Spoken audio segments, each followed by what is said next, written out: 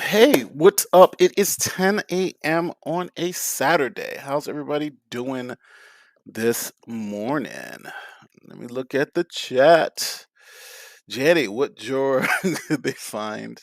What juror could they find if new trial? Have you any knowledge of the case? Answer: never heard of Amber Turd. Nenny the lawyer, Janny the terrible. Janny, I love you, Janny. Janny's is a good friend of mine. That's funny, Janny. Good morning from Alabama. Good morning, good morning, good morning. It's funny because I didn't really expect too many people to be here because it's Saturday morning. We're all just chilling. I had some coffee with me this morning. So I'm like, you know what? Everybody else did it so late last night. I'm just going to do it this morning and give you guys my opinion on it. So if you guys just want a chill stream, that's what we're going to be doing today. Good morning from San Francisco. Wow, it must be early for you. It's about 7 o'clock out there. Good morning. Good morning. Good morning, John Claude. Wow.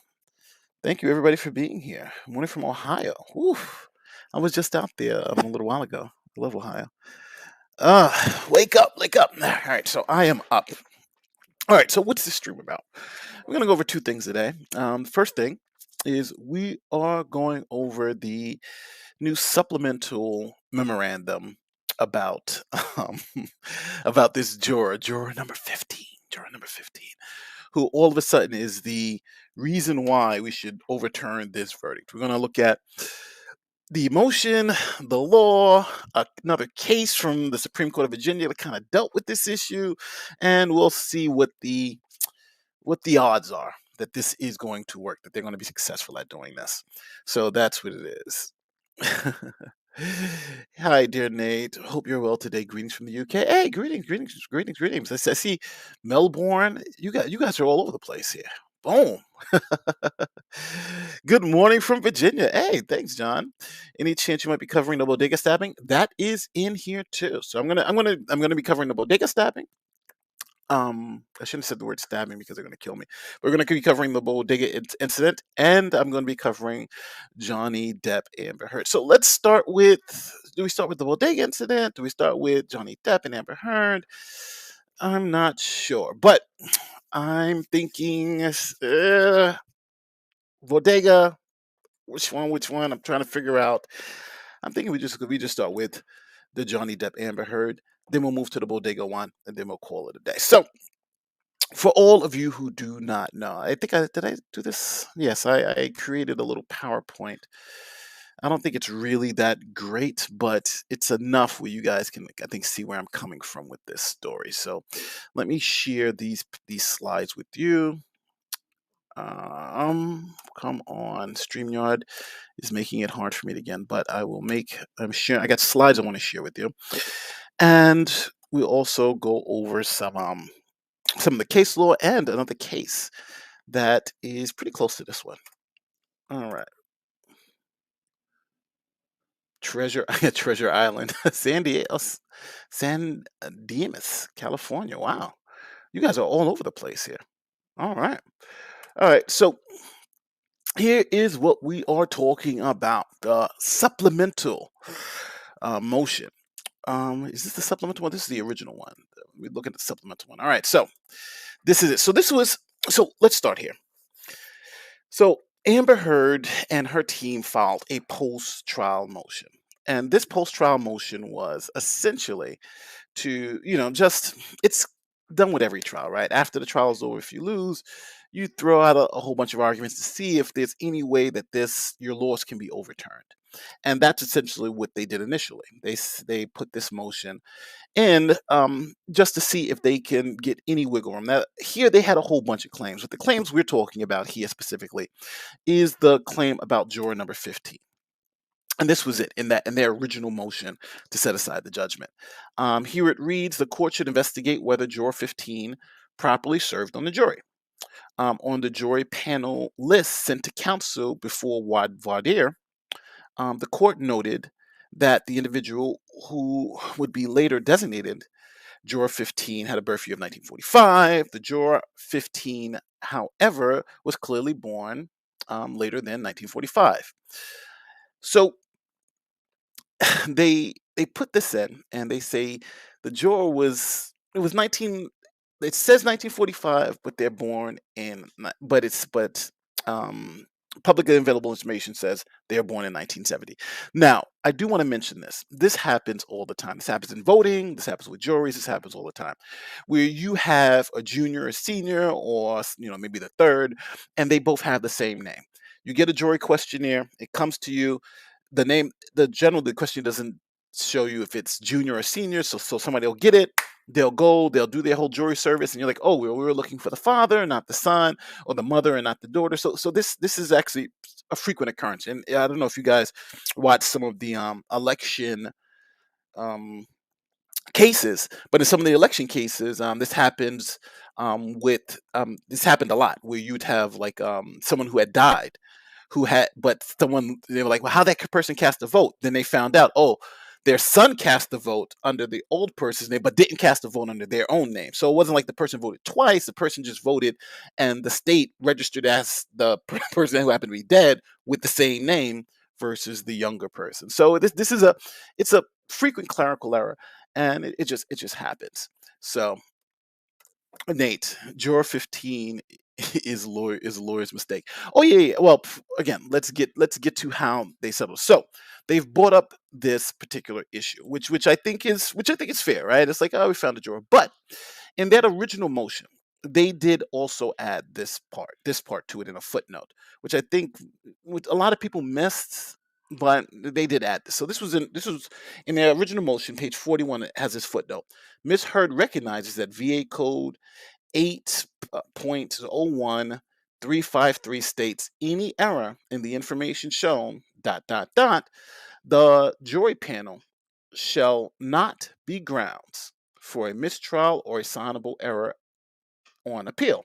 So essentially, it's you get it, and if there's a mistake, then you can't appeal it, because if the information is incorrect, right? There's an error in the information, and essentially that's what we have here. We have an error in the information, and they're trying to literally assign it to a mistrial. Now, I'm probably it's interesting that they put this footnote in their own motion, so you think this kind of kills their whole argument, right? It's like, okay, well, you found an error, but that kills their whole argument.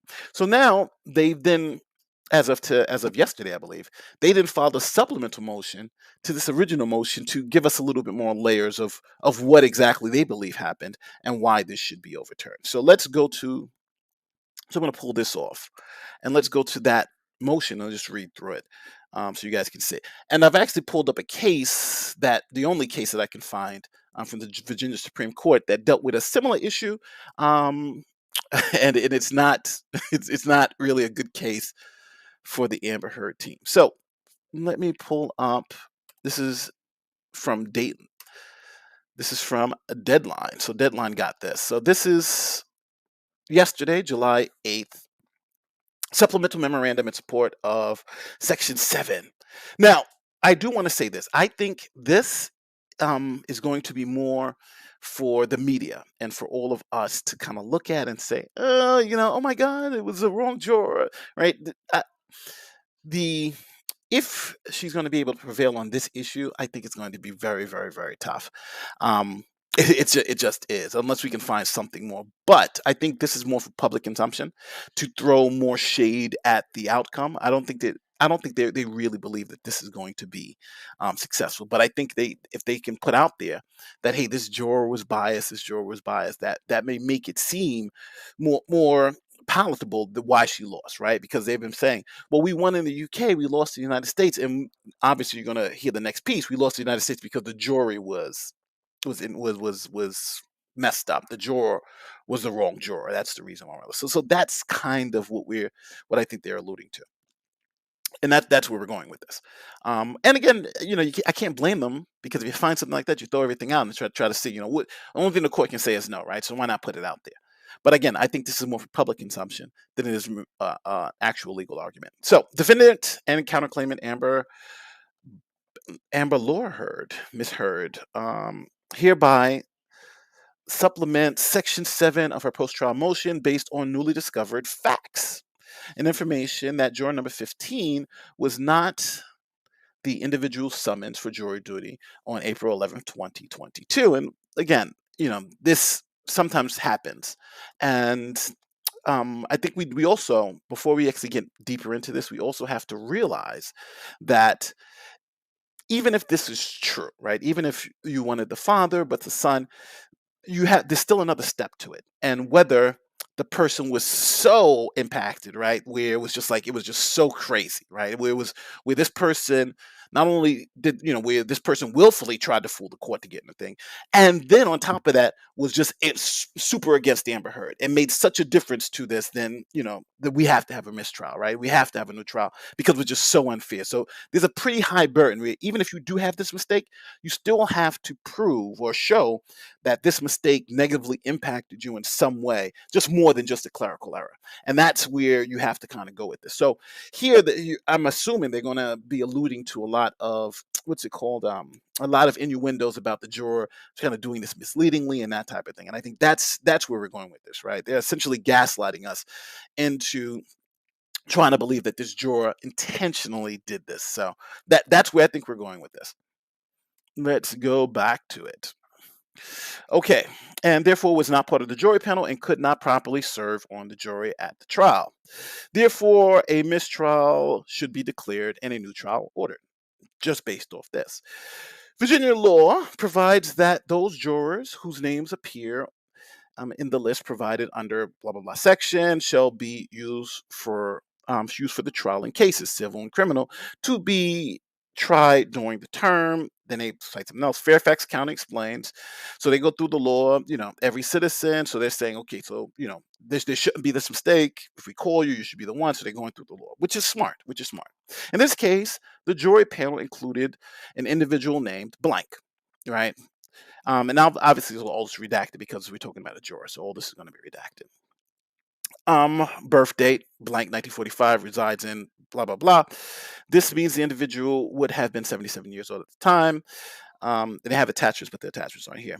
The attached voter registration also lists two individuals listed under that name. So we do have two individuals residing in that same place who are eligible for jury service with the same name and now reside in the same place. Okay. So now it's not a question. So it would be different if, let's say, the junior wasn't from that area. Or let's say the junior was from, or the second person didn't reside there or wasn't capable of being a juror in that. They could have lived in New York and just been there visiting and just went to the trial. That would be enough to say, okay, well, we got an issue because that juror wasn't eligible. So right now, though, we don't have that. What we do have is we have two jurors, two people who are actually eligible in that county to serve at jury duty. And the only difference between them is the age. If Amber and Elaine and company are consistent, Juror 15 will be suing Amber Heard for defamation soon. Well, we don't know who Juror 15 is, right? They haven't identified who this person was. So as long as we don't know, they really haven't been defamed, right? It's just kind of like, because we don't know who they are. So you have to kind of be able to identify the person. If they're being defamed. Thank you, Jessica, for the $20 super sticker. But that's a good question, though. So let's get back to this. Okay, so oops, let me pull this up so you guys can see it a little better. Yes. All right. So both individuals apparently live at the same address. So this is all important, people. This is very, very important. So we have two people who are legally eligible for jury service. They both live at the same place. They both not only live at the same place, but they also reside and are above age to serve on a jury. And it seems like everything else is okay where either one of them could serve on a jury. Both these individuals live in the same place. The individuals who appeared for jury duty with this name obviously is the younger one, right? Thus 52 years old. Now this again, 52 years old is different if they were 16 years old, right? If they're 16, you can't serve on a jury. 52 means, of course, you can serve on a jury. So really, we're talking about strictly a clerical error in this thing. I'm sitting on the jury for 6 weeks, was never summoned for jury duty on April 11th, and did not appear as required by this code. So this is obviously, if we're accepting everything they're saying is true, this is obviously just a clerical error, and the wrong person showed up. But now, whose responsibility is it if the wrong person shows up and it's obviously younger than, not 77, but, maybe in their 50s, and you kind of like, oh, all right, this person and that person is not the same. Whose responsibility is that, right? Because that's what it's going to come down to. Whose responsibility is it for catching this particular issue?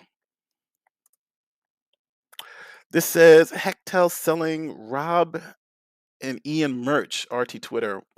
Twitter one trend last night. Trend last night. Emily D. Baker, that's my girl.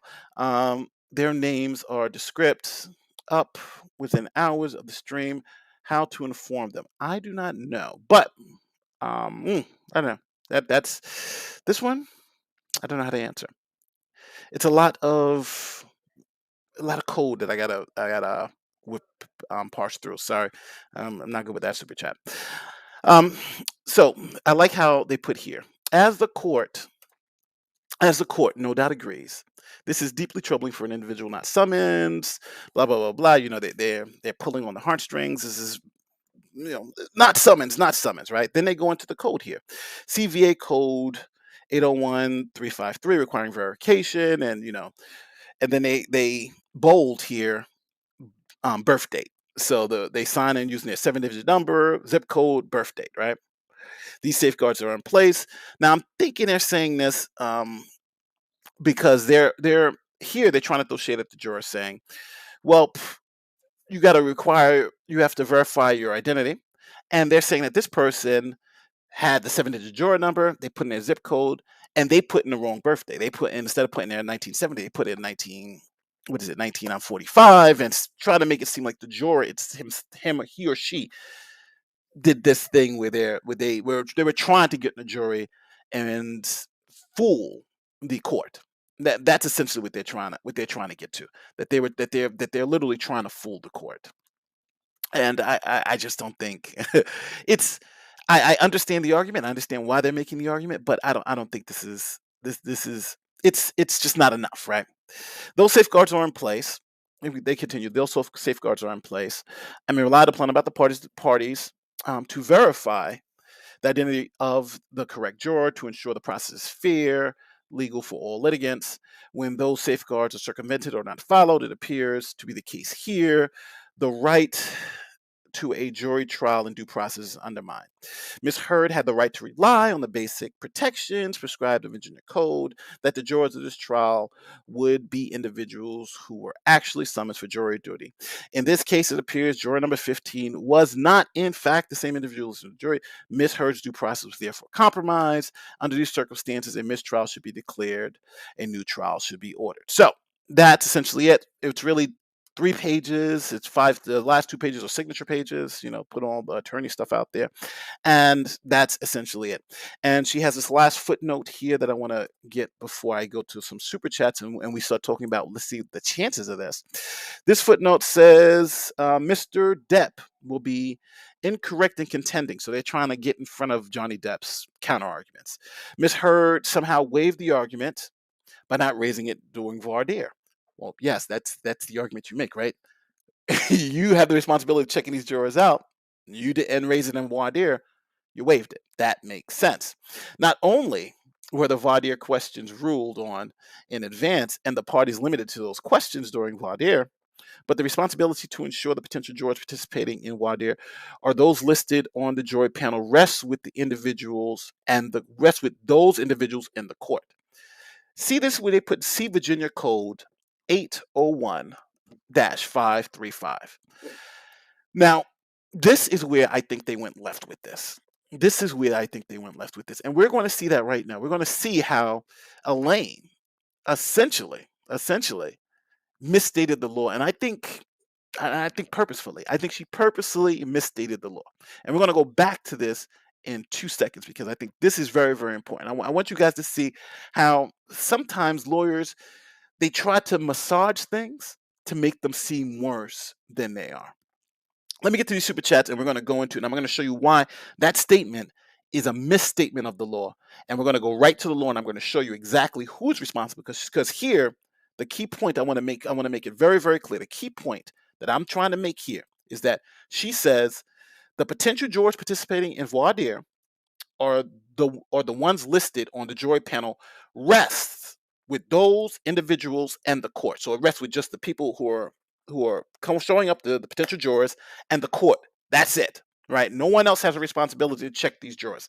And she literally cites Virginia Code 801353, right? So, but we're going to look at that because I'm going to show you how that is incorrect. How what she's saying here is obviously incorrect. Now, let me go here. Let's start looking at these super chats. First, I want to know how long they have had the suspicion and what the person uses for skincare. Kimberly, that's funny. That's funny. That's true. I'm thinking they knew for a while, and I think this is something they put up to them. Tia Tennessee says, "Goodness, I think this will help her in public opinion." Yes, and I think that's why they're hammering back on this, right? Because they want to make it because we've been hammering on the UK judge. They get to hammer this one juror. Isn't their entire argument moot given that during voir dire? Yes. They spoke to the guy and told the court he was acceptable? Yes. They could have objected at any point and say the 2 months he sat there. Yes, yes, yes. This is it's obvious that's what's going to come down. Did they miss this opportunity? We got another case where something like this happened to get before. Um, may have missed it.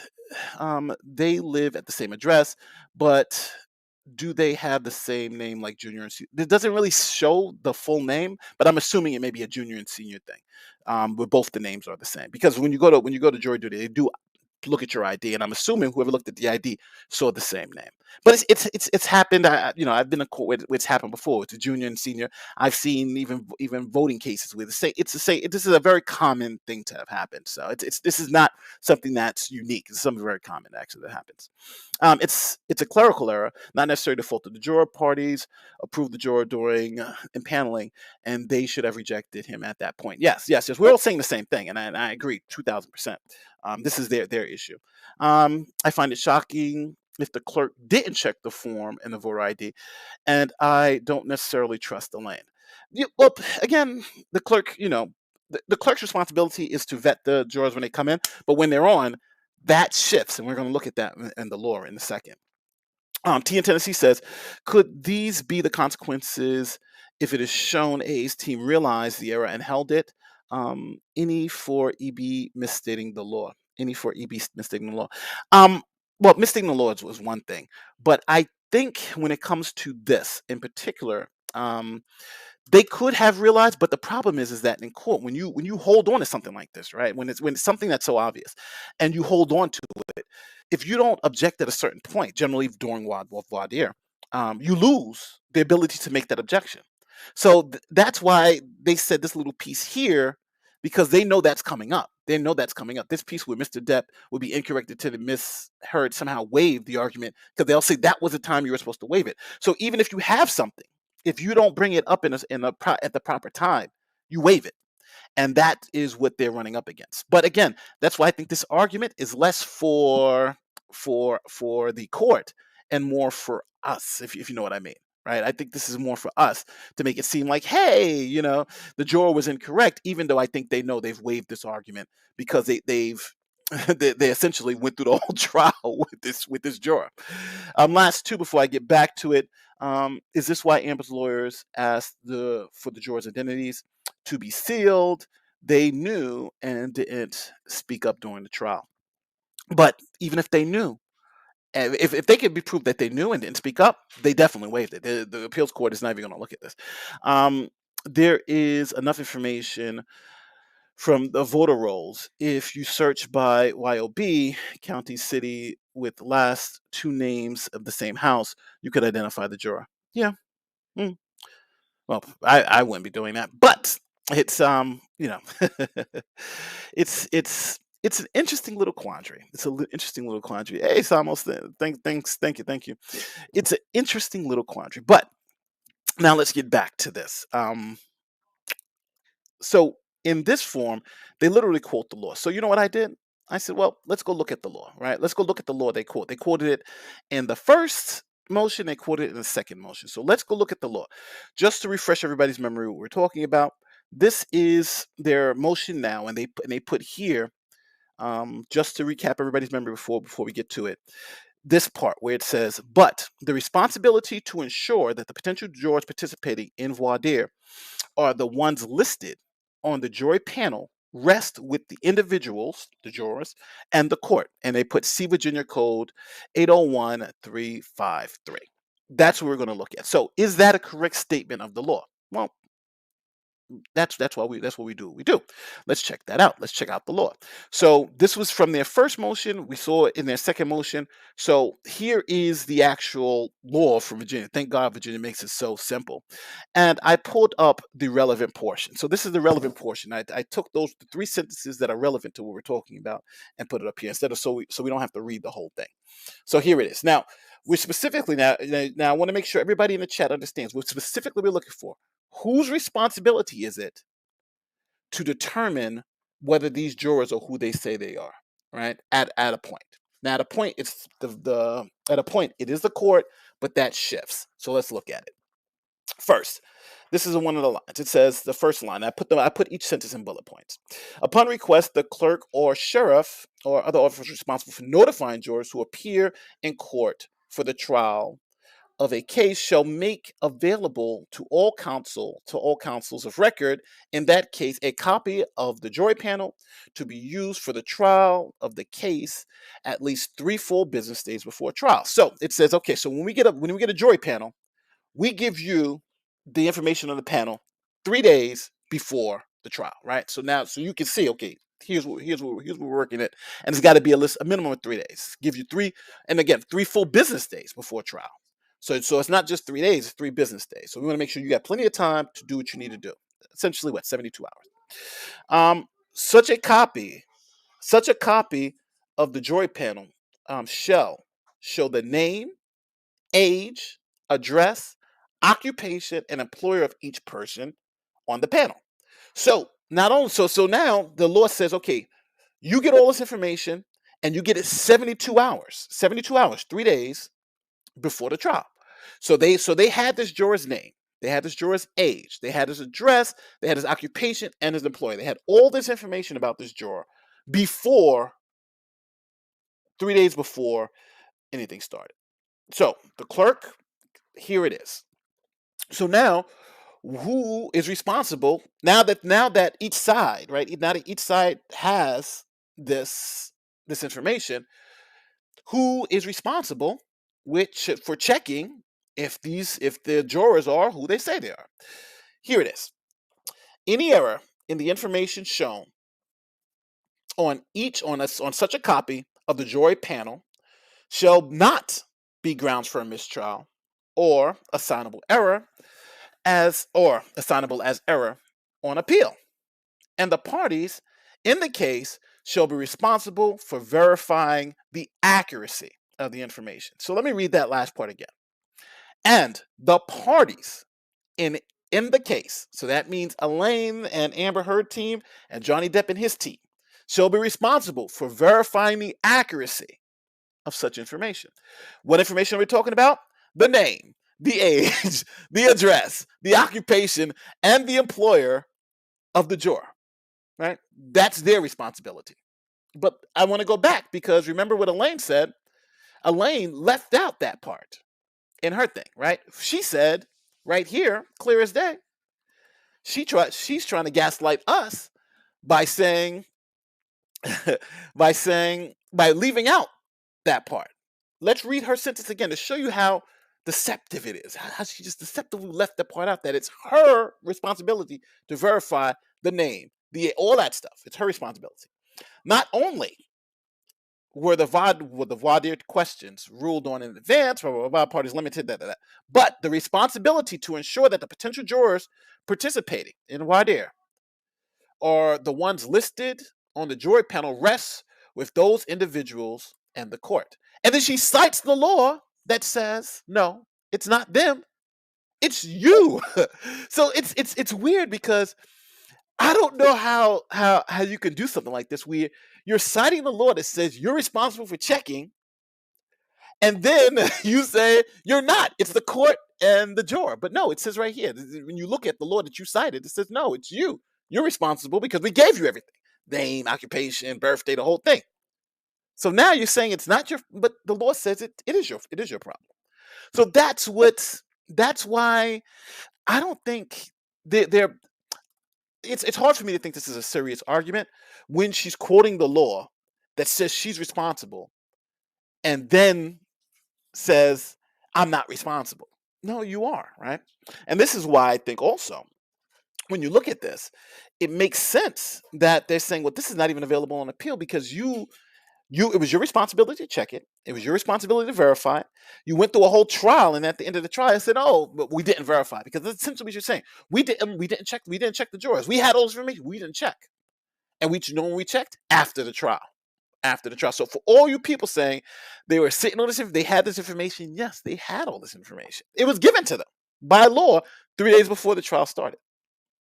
They didn't check, and now since they didn't check, they're saying it's the court's fault, even though the law says we're supposed to check. And that's what we got. That's essentially what they're trying to sell us. So it gets. Oh, my screen went dark. All right, here we go. Now, one other thing. Now, oh, sorry. So now, what happens? I want to show you guys because I was like, okay, well, has this happened before in Virginia? Right? Is there a case in which something like this happened before? So the best place to go, usually you go to Westlaw, but I said, let me go to School Scholar because I'm lazy, and I said, let me go check this out on Westlaw to see if anything like this has happened before. And this is the closest thing I found for the Virginia Supreme Court. This is another case that kind of deals with the same issues, but in a different way. So this case, let me pull it up on screen so you guys can see it. Shows you how much research I do into these things. So this case, this is from the Supreme Court of Virginia, 1987, Caterpillar Contractor Company versus Danny Havley. So this is it. This is the case that I'm going to go over that has that actually quotes the same law, has a very similar issue, and we'll go through it and I'll let you guys judge whether or not this is going to be, this Elaine's argument is going to work. We'll see how it played out before. Let me get some of these super chats. There's enough information from the voter rolls. If you search, yes, we went through that one, and yes, you're totally correct. We actually went through that.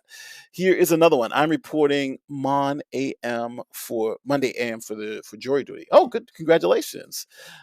First time, kind of nervous, but grateful to you and all of LawTube as I understand so much more about the process now. Good, and it's good to go to jury duty and see it because a lot of people don't want to go to jury duty, but don't forget though, that's where that's where a lot of the major decisions are made for our lives. So good luck, and hey, suffer through it. But it's important that we have good people going to jury duty. So good luck. And if you have any questions, we're always going to be here. Question, last question. This is this type of mistrial reasoning normal? This seems desperate. It's not. It's not normal. It is a little desperate, T. It's pretty desperate. Rita says, so it's basically a big nothing burger. Hail Mary to appease the client. Could it be theater to project themselves in case Amber accuses them of malpractice? They can say we tried everything. Yeah, possibly. You throw everything at the wall and see what sticks. And I think this is it. But I think this supplemental memorandum is more for public consumption, less than legally making it happen. So I think that's what we're getting to. I think that's what it is. They're trying to build a narrative outside of court because I don't think they really have too many hopes that this is actually going to win.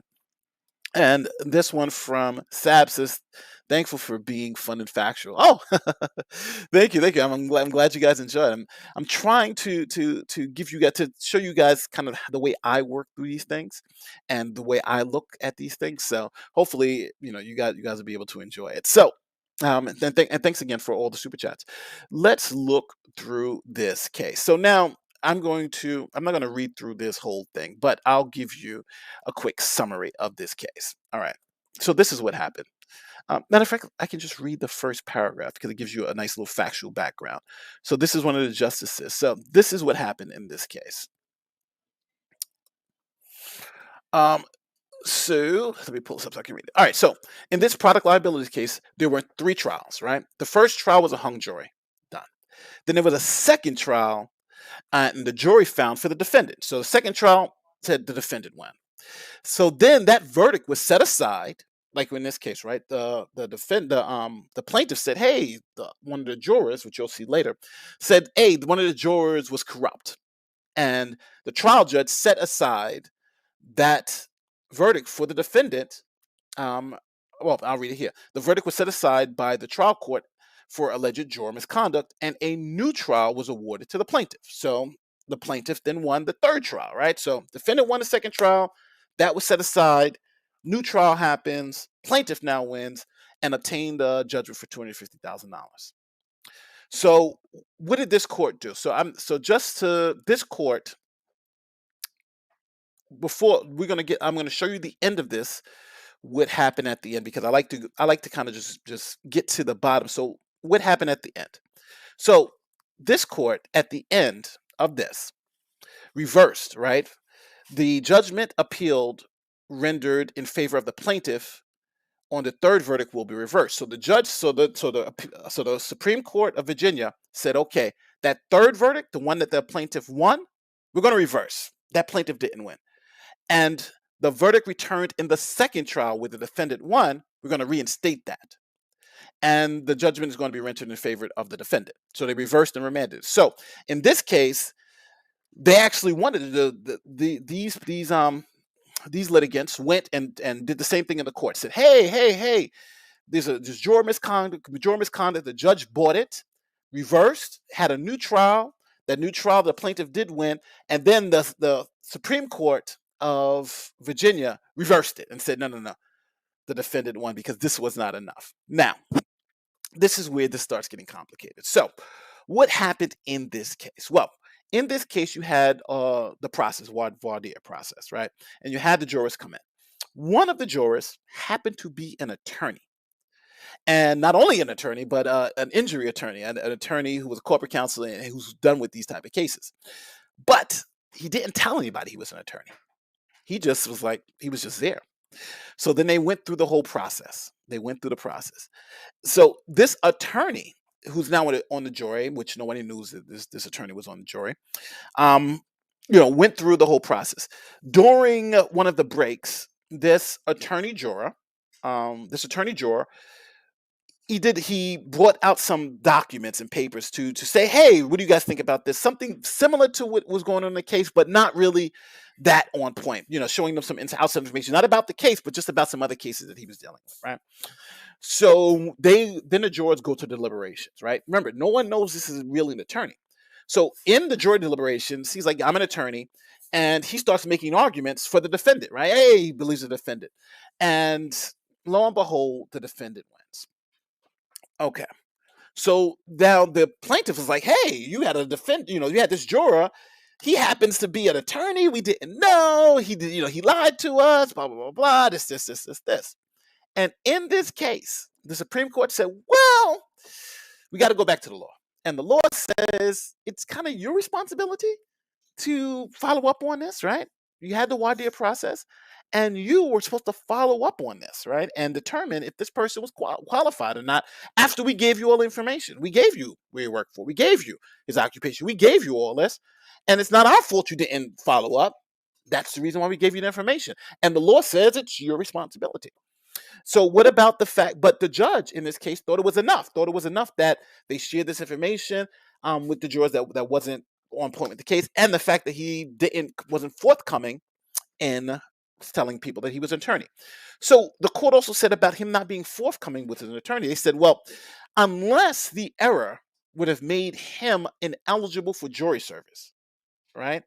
If the error would have made him ineligible for jury service, we got something. But it didn't. It didn't make him ineligible, right? He was still a resident, and being a lawyer doesn't bar you from serving on a jury, right? Now, he should have come forward and said, I'm an attorney, then he probably wouldn't have served. But the fact that he didn't isn't dispositive.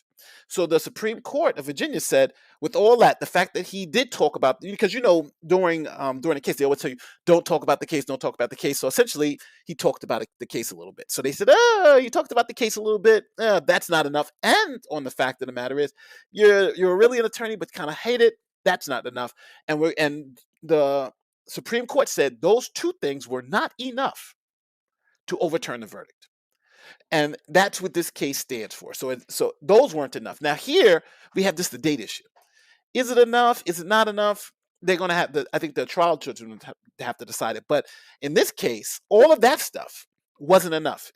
Let me put you to one point in this where I think it's even more egregious than what happened here in the Amber Heard issue. Where is it at? He said he's called the garbage comment. Where was it at? He called the other side garbage. Like he was really pro the defendant here, and even said he was. There was a point in here where they listed the things that he did. A couple of jurors said they were intimidated by him. That because he was a licensed attorney, they felt unhappy. One juror, in fact, said they would not have agreed with the verdict, but for this attorney's conduct.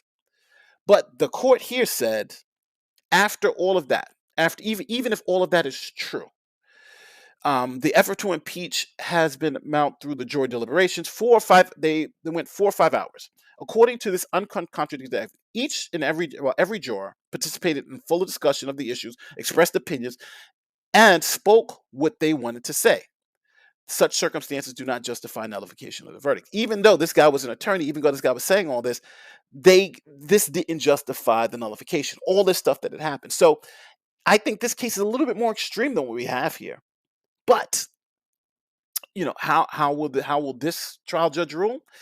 It's going to be interesting. So this is probably the best case I found that's on point with this, where you do have a juror who committed some misconduct, who showed some jurors some things outside, when they were not supposed to, and all that other stuff. And the Supreme Court still held that the judgment that this jury came to was good. How is that going to affect Amber Heard's case? I think we're going to have to wait and see. But I think this makes it an uphill battle with this particular precedent in this case. So at the end of the day, it's really, what do you guys think about this? Do you guys think that this is going to be overturned, especially with this precedent? And now that we know that it was their responsibility to actually go through this and figure out, and see, no, if this juror is correct or this juror is not correct, and they didn't do their own job, and now they're trying to throw shade back to the juror and to the court. So we'll see. So that's the precedent that I found. This is the situation that's going on, and moving forward from this, it's just like, will they have enough to make this thing happen? I honestly just don't know. But again, as I said before, this is more for public consumption. The juror is bad, than it is for actually, I think, trying to win. Because based on it, I'm assuming Elaine and I know this precedent. I'm assuming they've read that particular part of the statute. I'm assuming they understand what's going on, and I'm assuming this is more for public consumption, because it's like it's going to be hard. You're supposed to check, you didn't check. You were supposed to do this, you didn't do this. And on top of that, the president says, even if he talked about the case during the trial to other jurors, and other jurors said they felt pressured to coming to the wrong decision, that still wouldn't be overturned. I don't think we have that here. I don't even think we have anything close to that. We have essentially a clerical error. So we'll see. And I do like how the fact that Elaine didn't mention that it was her responsibility or her team's responsibility to check the jurors' credentials and try to put it on the courts. So that is the update with that case. And again, let me know what you guys think in the comment section. Do you guys think Elaine did this on purpose? Do you think this is intentional, or do you think they really believe they have a shot? If you're asking me, I believe their shot is small with this. I believe it's small. Unless they can show this juror intentionally deceived the court, it's going to be tough. It's going to be tough, because they should have raised it when they had the chance. They should have raised it earlier, and now they're waiting to the last minute to try to raise this thing. I just don't think it's going to work out for them. All right. So now we finish with the Amber Heard juror situation, and I think we all know that they're grasping at straws for the end. The last thing I want to talk about is that some people were asking me about the self-defense thing happened in New York. So I do want to touch on that a little bit before I get out of here. So check this out. Obviously, you guys know I was a former ADA, and I always find these cases to be interesting, about self-defense. And so in New York City, Make sure I put this up on screen. All right, so this is something that happened here in New York, where someone who's working at a store. Now, for those of you who don't know New York, we have a huge crime issue that's going on here, and there's you know, in the city, it's really anti-gun, but they're trying to say, we don't want any to be guns, and they're very cautious about self-defense. In the state of New York, you have what's known as a responsibility. Um, you have a responsibility to retreat. And if you don't retreat, then you can't get self-defense, right? So you have the right to retreat. And here in New York, I keep saying the right to retreat. You have a duty to retreat. I keep saying the right retreat. I should be slap myself in the head. You have a duty to retreat before you can employ self-defense. So, so it's weird because if someone is doing, you're supposed to try to run, and then if that doesn't work, then your last resort is to use self-defense, which is kind of insane. But it makes it very hard for a regular person to employ self-defense, because it's got to be like a total last resort, a total last resort. If there's any inkling that it's not a last resort, they're going to charge you. So it's really tough here in New York to win a self-defense claim, based on these particular rules they put up. Um, so let me take down one of these super chats before I get into this. Amber Heard's case, tied to progressive hackers, rep campaign director, cyber crimes investigations, forensics, attacks on the Tea Party, Assange, Argo, Egyptian FTs, and more. I have receipts. Graham, I would like to see those receipts. But but what can be gained publicly by age doing it, if they are doing it intentionally, seems to be a misuse of court. No, not really. They're throwing things at it. It's not. It's got to pass the laugh test, and I think it does pass the laugh test. So but I do think it's intentional. I think they're intentionally. I like that part about who's responsible. I think she knows that she's responsible. I don't know why she's trying to pretend that she's not, but it is what it is. It's the game, right? And a lot of people don't like the game, but it is the game. So New York, you have a duty to retreat, and this bodega worker, um, supposedly had a duty to retreat. So now I got to let me give you some background of the story. So this guy's working at a store, and he had the counter, and so this woman and her child come into the store. She picks up a bag of chips and she gives it to the person working the counter. And she says, okay, well, I want to buy these chips. The person pulls out their debit card and hands it to the clerk. The clerk runs the debit card, and the debit card is denied. Oh my God, denied, denied, denied. So the clerk takes the chips and was like, all right, well, your debit card's denied, come back with whatever to pay for it. This woman stabs him twice, right? Pulls out a knife and stabs him twice. Takes the kid and walks out the store. He doesn't report it to the police. He doesn't do anything. He's stabbed twice by this woman. It shows you how crazy New York is getting, where somebody can just walk into a store and not have the money to pay for something, stab somebody twice and walk out and nothing happens to them. So she walks out, not arrested, no nothing. She's still not arrested, no nothing, right? She stabbed the guy twice. So she goes away. 10 minutes later, her boyfriend comes in. And her boyfriend comes in and goes behind the counter. And I'm going to show you the video of what happens. So let's look at this video of what happens after the boyfriend comes behind the counter.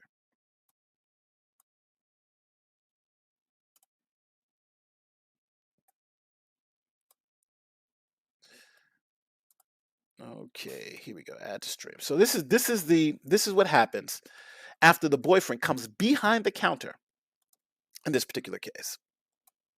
Pop this up. All right. So here it is. Surveillance video shows So he comes 37-year-old behind the, Austin Simon push the clerk behind the bodega counter and then stand over him. Moments now that t-shirt this guy's wearing is $3,000 t-shirt. And you see the other people are trying to stop him. Like, what are you doing back there? later, a struggle. Now then he takes the clerk, but they're not sure. So he takes the clerk and is trying to move him to another location. And then the clerk pulls out Ensues the two a blade and takes care of this guy. This guy doesn't survive this, right? So now the clerk, who's already been stabbed by one person, now on the back end, got the boyfriend come behind the counter, roughing him up, trying to move him to another location. So he grabs this, and the clerk does what he's got to do. So you would think, okay, this is clear as day, self-defense, right? What more do you need? The guy, he didn't allow it to happen the first time. He waited, right, and he didn't even call the police. Then the second time, the guy had to come behind the counter and did all this, and then last minute, when the guy literally grabs him and tries to take him to somewhere else, then he defends himself. So New York City, did he is the right for him to defend himself in that position, is if that's is his self did he have the right to defend himself in that position? Yes. I believe yes. I believe even the mayor, everybody believes yes, but except we have a very liberal DA, and that liberal DA says no, and arrested this gentleman. Didn't arrest the woman who did the initial, didn't arrest her, just arrested this guy. So here is, I want to show you the workup from the New York Post because I read it, and this is what essentially happened. So the embattled bodega worker facing murder charges now for fighting off an assailant is suffering from stab wounds he sustained during the attack, and they may be infected after a stint on Rikers Island. So the founder of the bodega and small business group said Friday. Jose Alba, who was sprung from the jail. He was sprung from Rikers, was stabbed twice in each arm by his assailant's girlfriend earlier. Like I was telling you about, he was attacked earlier. During the attack, the wounds weren't probably tended while he was in lockup. Um, he was cleaning it with hot water. That's all he has there. Marie told reporters outside Alba's Hamilton Heights home. So here is the gentleman, and here are the marks that you can see. So he has the two marks where you can see where the girlfriend actually cut him, and they're showing the marks. So Alba, Maurice says Alba 61. He's happy to be home. He's doing okay, feels better. The injuries are like they were open, so the injuries may not get infected. Albert's roommate, who identified as Tony later as Tony, told the Post that the night of the bodega worker hasn't spoken about last week's attack since he returned from jail. Now, the issue is that he returned. He was locked up under the state had asked for $500,000 bail. Then they got $250,000 bail. And then the outrage, right? The mayor from New York City came out, the police department came in, everybody came out and said, this is obviously self-defense. You don't have this duty. The duty to retreat goes but so far. But in this particular situation, you have the right to self-defense. So the mayor and everybody came out, and then they lowered the bail from 250,000 to 50,000.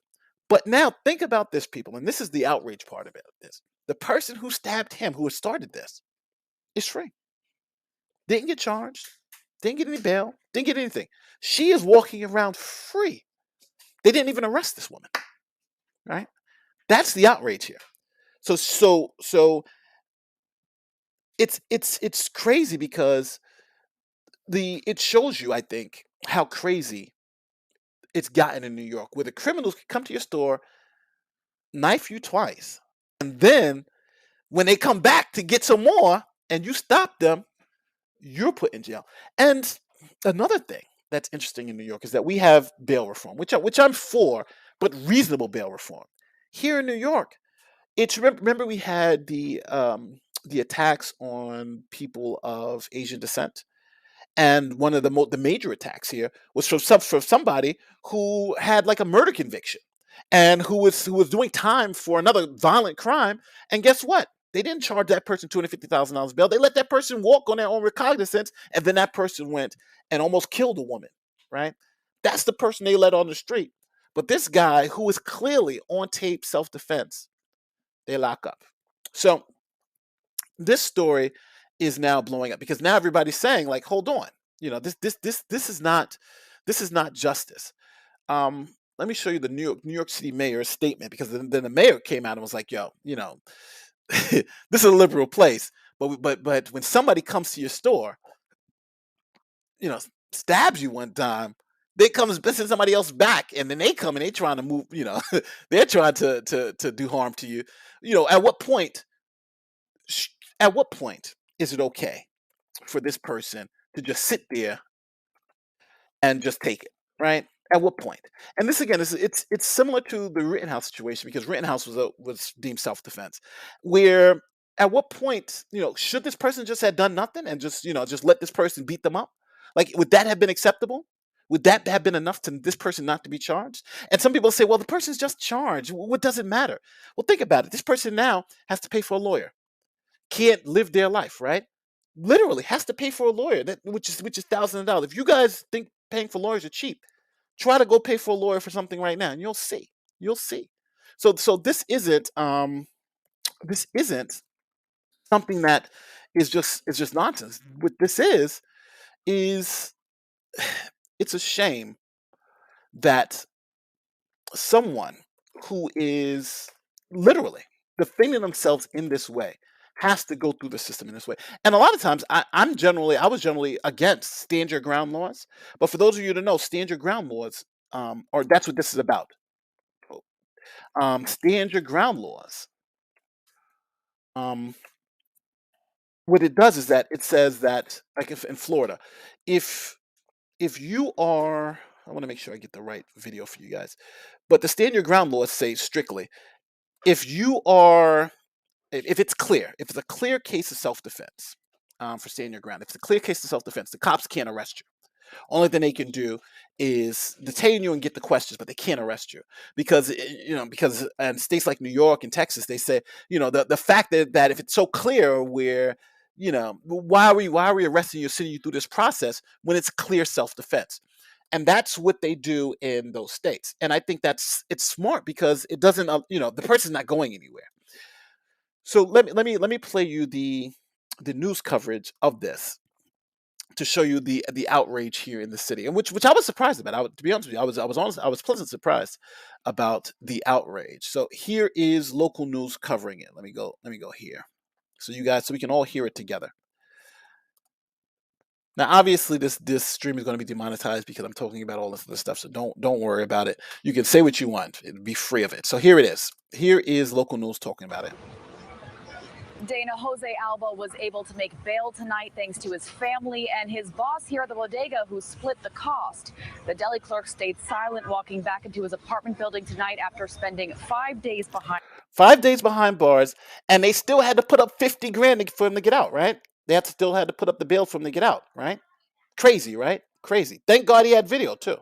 Bars. Alba is charged with second-degree murder, but customers, legal experts, and even the mayor agree. The surveillance video shows that this case is not so cut and dry. Surveillance video shows 37-year-old Austin Simon going behind the bodega counter. He shoves the clerk, 51-year-old Jose. That's a $300 shirt this guy's wearing, t-shirt. When did t-shirts become so expensive? This guy's got a $300 t-shirt on. Jose Alba into a chair, then hovers over him. Moments later, Simon seemingly pulls Alba up by his shirt collar, and the two men wrestle. We're freezing the video before the clerk pulls out a knife and stabs Simon multiple times. The first thing that you feel is you fears about your life. So you're going to do whatever is possible, I think it's 10%. For you to defend yourself. This happened late Friday night in the Blue Moon convenience store off West 139th Street. When police arrived, they found Simon bleeding from 2 stab wounds in his chest and 1 in his. Well, the man is defending himself. He have a right to defend himself. Do you think he should have been? Let me see. So here's the mayor. I saw him as a hardworking, innocent New Yorker that a person went behind the counter and attacked him. Thursday, a judge. So now you would suspect the mayor, the police commissioner, everybody saying the same thing. Like, hey, this is obviously self-defense. We have it on tape. Why do you charge this guy? Why are you prosecuting this guy? So that's the outrage that's been coming. So, it's weird because I understand New York doesn't want vigilante justice, but at what point is it self-defense? And when it's not, right? The guy's going through the guy's not even doesn't own the store. He's an employee, right? And now he spent 5 days in jail. Now he's got infections. Now he's got to go home and he can't do what he wants. It's really that bad. So it's it's weird because something that's so clear cut, you would suspect, uh, you know, but it just shows you when you get into these particular situations, in certain places, you got to be careful because they arrested this guy, and this guy's got to spend thousands of dollars. Bodega workers are spending thousands of dollars to defend himself in a case where I don't think he should have to do it at all, right? I think it's ridiculous. Now it's also interesting enough. GoFundMe. They did a GoFundMe for him to try to help him raise bail money. GoFundMe. So it's like the whole establishment. GoFundMe took it down. So it's like the whole establishment was just against this guy getting out. But he did get out. People were able to give, and it was interesting, good to see how everyone moved forward. And think about this: the DA in Manhattan, the Manhattan DA. If this person is so liberal that if you rob somebody in New York City with a gun, but you don't pull the gun out, you have a gun on you, you rob somebody, and they catch you, with the gun. Generally, and everywhere else in the country, that would be considered armed robbery, right? Just because you didn't show the gun, because you had a gun on you, that's armed robbery. In New York, they said they're not charging you with armed robbery. They're not going to charge you with armed robbery. You may get charged with the gun violation, but you will not get charged with armed robbery. So that's how pro-defendant this DA is becoming. And I think that is scary because I think that's what happened here. This DA has become so pro-defendant that you have this person who is obviously defending themselves, but he's like, okay, well, he killed somebody, so we're gonna throw the book at them. $500,000 in bail. Like, that makes no sense. Can a court or someone else ever bring charges against someone when the DA fails to do their job? No, no. They can't. The DA and the police are immune. You can't sue them to force them to do their job. It's a doctrine known as I call it the scarce resources doctrine. So the government has they say the government has scarce resources. So the government is able to determine who they protect and who they don't save. I forget the name of the case. Justice Scalia wrote the opinion. But the police have no obligation to protect you. The DA's office has no obligation to prosecute people who wrong you. They literally have that ultimate discretion. Um, and doesn't bring charges when they should. Just like in a situation. Yes, exactly. Just like in a situation, the DA has essentially carte blanche. If they choose to charge or choose not to charge, that is on them. The only thing that holds them back is they have to have probable cause to charge someone with the crime. If they don't have probable cause, you can sue them for false prosecution. But here, there's clearly enough probable cause. Probable cause is such a low standard, right? If you go to a house and someone is not alive or is dead, and somebody's got a knife and like, yeah, I stabbed the person, that's your probable cause for an arrest. So, and that's your probable cause for the prosecution. Remember, self-defense is a defense. So you have to raise it in court, and then a judge or a jury has to evaluate your self-defense claim. Now, in New York, it's interesting enough, the DA has to prove that you weren't using self-defense properly beyond a reasonable doubt. And I think in this case, you obviously don't have that in most jurisdictions. But in New York specifically, the district attorney's office has to prove you were not acting lawfully within self-defense beyond a reasonable doubt. And in this case, there's no way. I think I don't think there's any way they can reach that burden. But this is a very good question. So you don't have so the DA. Now it's it's funny because I'm going to be stuck on this question for one more second. There's some states that have removed that don't. How do I want to say this? All right, so there are some states that allow regular people to bring their own criminal case, if the DA messes up, and it's called petition grand juries. So there was a woman, I forgot the name of the state. I think there are like 6 or 7 states that do this. Where let's say if the DA says, I'm not prosecuting this case, you can, if you get enough signatures from other citizens, you can go in and panel your own grand jury, hire your own prosecutor, and go through the process that way. So there are some states that allow you to take it out of the prosecutor's hands, and if you can get enough citizens, I think in some it's like 10% of the citizenry, to say, yeah, we want you to prosecute this case, then the state will pay. You can get a private lawyer and so forth and prosecute the case. But there's only a handful of states that allow that. New York is not one of them. The DA or district attorney here has the ultimate authority. So if they don't prosecute, It's just what it is. Thanks for coming to new member, James. I know that was a long explanation, but that's what it is. Let me see if I can even find that video for you guys. It's called I forgot the name of the case, but I did a video on it because I thought it was just so fascinating. But it's only like 6 states that do it. Try to pull it up. Let me see. Hey, can you pull that up? I'm talking to my guy in the background. Oh no, he's not here. I thought that was him. But there's a couple of cases. I'm looking for it and I'll pull it up. A lot of people saying that he didn't need to kill the guy. You do it to stop the threat, right? If somebody's grabbing you, you're just hitting them with the thing. If he dies, if like Rocky, if he dies, right? The guy should not have been back there as a person who was accidentally stabbed in an artery. It is very easy to cause a bleed out. I agree in part, but I don't think this was an accidental, right? This guy was sitting in a chair, so he was pulled out the chair, and they're about to move him someplace else by a younger guy. Let's understand the facts here, though. An elderly man had already been assaulted by the person's girlfriend. Is behind the counter. Somebody comes behind the counter, accosts them, pushes them down the chair, then pulls him out of the chair and is about to move him to another location. And he luckily grabs something and protects himself. I don't think this is accidental. I think the guy had a right to do what he did. Again, that's just my opinion. Then Nate the lawyer, do you think Alba, SP, has a case for suing NYC for false arrest, malicious prosecution? I think false arrest, no, because you got probable cause. He just has it.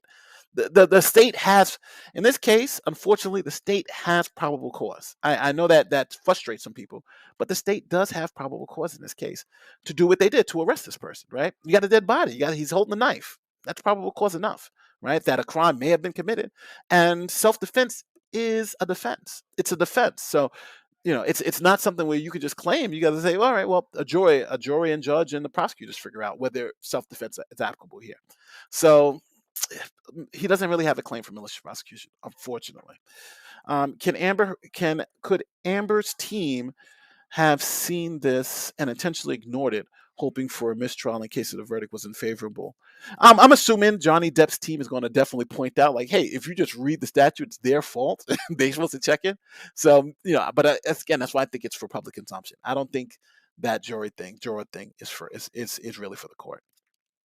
Going off my previous super chat, can the state AG choose to bring charges if the DA fails to do so, or is the DA literally unchecked? In some cases, I know I have to look at that because I know in some cases, yes, and in some states, so it really depends on where you're at. But I have to check that because I'm not sure. This thing is acting up. Let me make sure. All right, StreamYards. There we go. StreamYards is back. StreamYards, you're acting up for a second here. Yeah, so, but the discretion of the district attorney's office is pretty extreme here in New York. It's pretty extreme. So if they don't prosecute, there's really no recourse. There's really no, unless you get another DA that gets in. But I know back in the day, there were some instances where the governor would take cases from the Bronx DA. I have to look that up because I remember we had the death penalty here in New York, and the Bronx DA said that they would not prosecute people under the death penalty. So they would just seek life in prison. So I remember one time the governor said that there was some law that allowed them to take cases from the Bronx in that unique situation and be prosecuted by another attorney, by the state's attorney. But I got to look at that just to be sure. This is ridiculous. And I'm moving to a red stain. Well, I think every place has their good and bad things. So, it just is what it is. But it is pretty insane. It is pretty insane. And Cole says, this is why I shouldn't be a lawyer. My statements about the prosecutors will probably get me in contempt. I'd want to psychologically year him apart. I think tear him apart. TER. I trust me. I get it. So those are the two cases that we really went through today. And first, I hope you guys first learned something that there's a lot of discretion when it comes to prosecutors. And I think I did. Did I find that case? I think I did find that case. Let me see. URY jury I want to see if I can find this. Come on, here it is. I'm going to pull this up for you guys. So if you guys want to move to a state where you can impanel your own grand jury, this is it. This when I was in a hotel room, so I'm going to show it to you. Don't judge me for the way for how this video looks. It looks like crap. But this is the case in which I'm going to show you guys the back end of this. Not this one, this one, this one. Here we go. So this is, let me put it up on screen. Boop. There it is.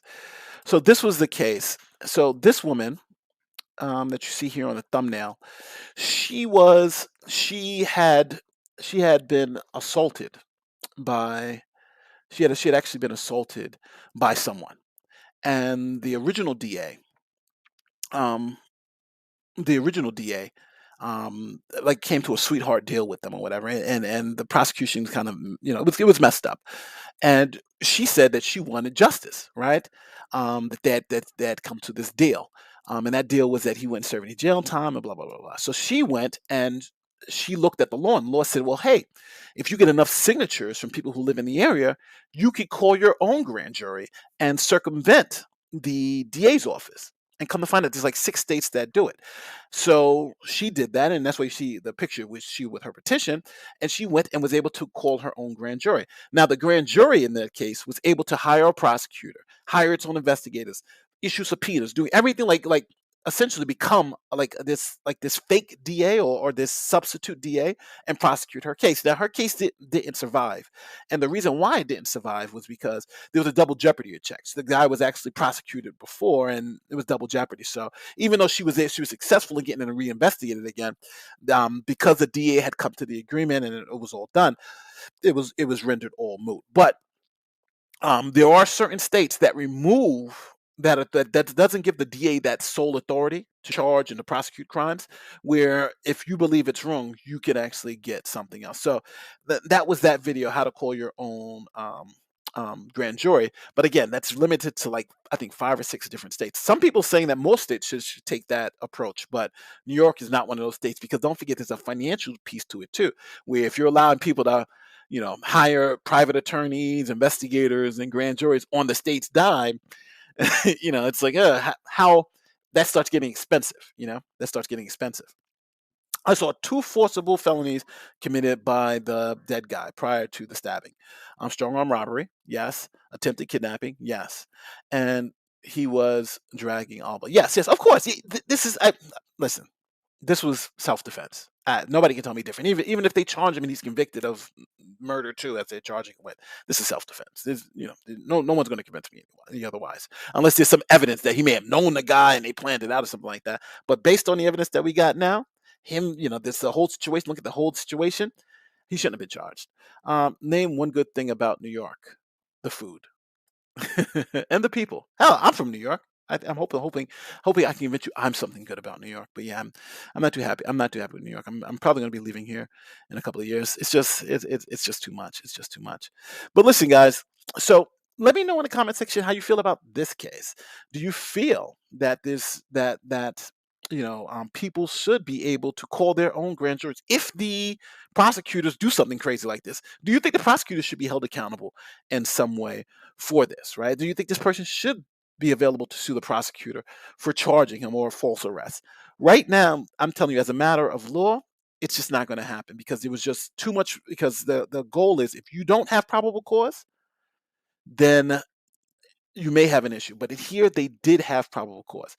I think the only other thing that you may be able to get from this is no, I don't think you can get, because some people talk about even qualified immunity you may not get, because the police and the prosecutor, they have enough to make this arrest. So even if you were to get a civil suit, you still got to get over qualified immunity. I still think, and qualified immunity is essentially saying, if the police and the prosecutors made this arrest on good faith basis and had a good faith basis to do so, and to initiate this prosecution, they're immune from any civil liability. And I think he kind of got that here, even though I don't agree with it. But I think as the status of the law as it is now, I think these prosecutors don't have anything to worry about, nor the cops who arrested them. Last super chat of the day before I get out of here. Didn't need to kill them.